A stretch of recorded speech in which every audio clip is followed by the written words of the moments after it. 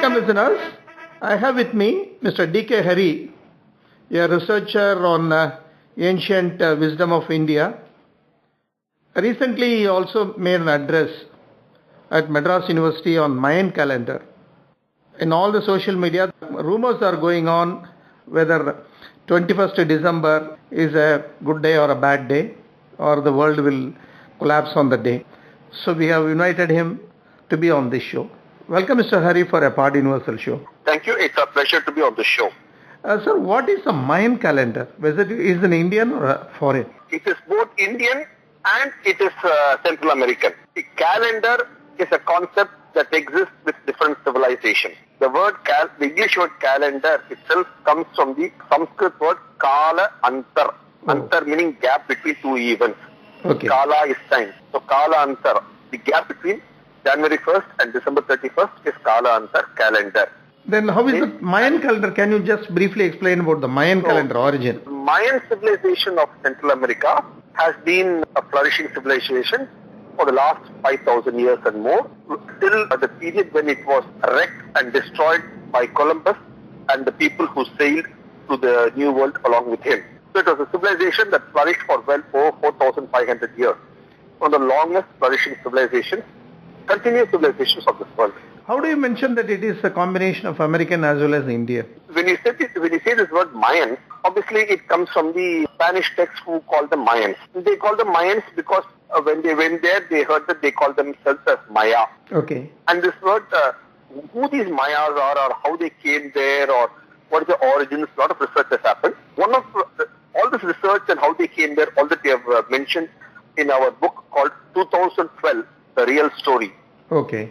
In that we mentioned that one of the researchers in 1930 was the American USA ambassador to Mexico, Mr. Miles Poindexter, who in his book Arya Inca explains as to how these Mayans had traveled over the Pacific Ocean from India and Southeast Asia and come there. So they come there, and he traces them to the clan of the Mayasura of the India and the Southeast Asian civilization. If you see Mayasura, they are Mayasura great builders in India.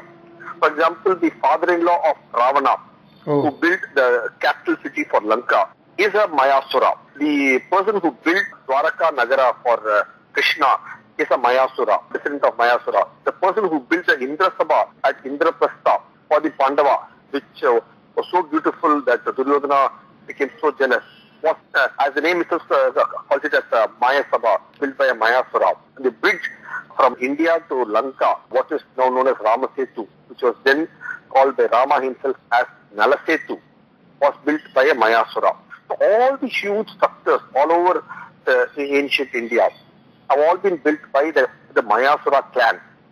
I've traced all this in this book, 2012, The Real Story, where we say that how it was these people, they were great builders, not just builders of buildings or temples or such great cities, they also built pyramids.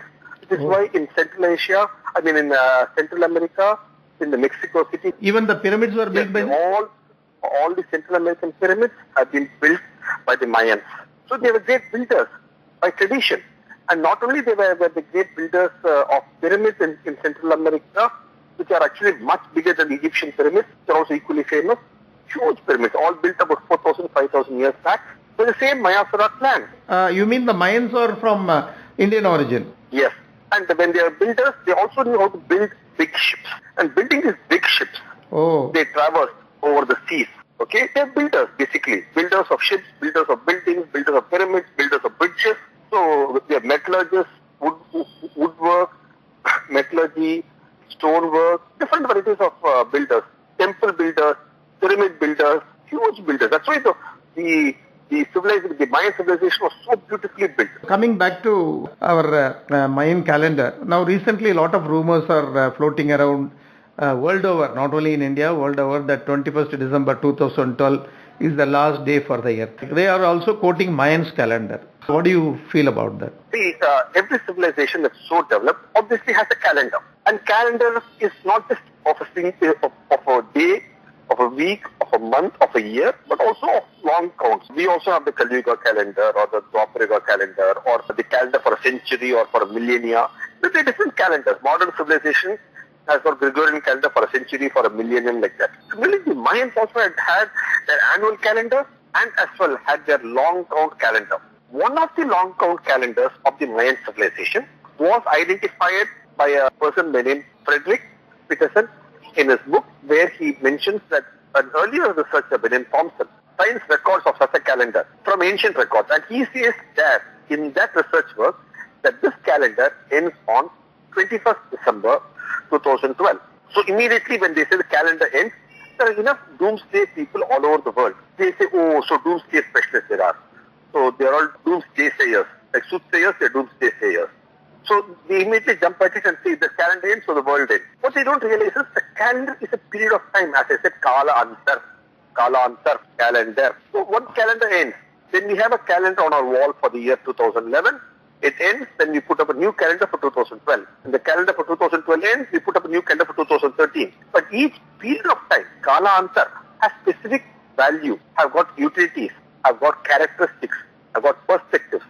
Like that every Kala Antar calendar has got its perspective. That is what we need to understand.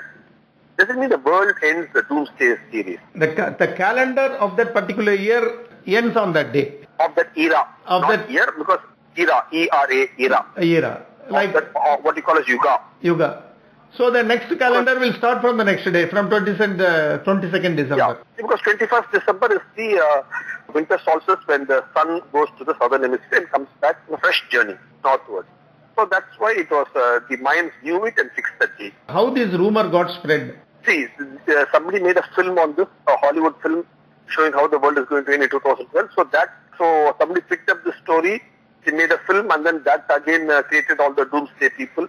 So there are enough doomsday people floating around with doomsday theories. They come up. So to explain all this scientifically and properly, understand it without fear, which is why we wrote the book 2012, The Real Story, calling it the real story of 2012, so that people will know the truth and not be swayed away.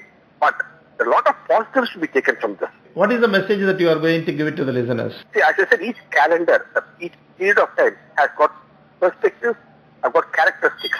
The Indian calendar typically has got a name for each year. There's a year called Nandana year, Vijaya year. Next year is called Vijaya year.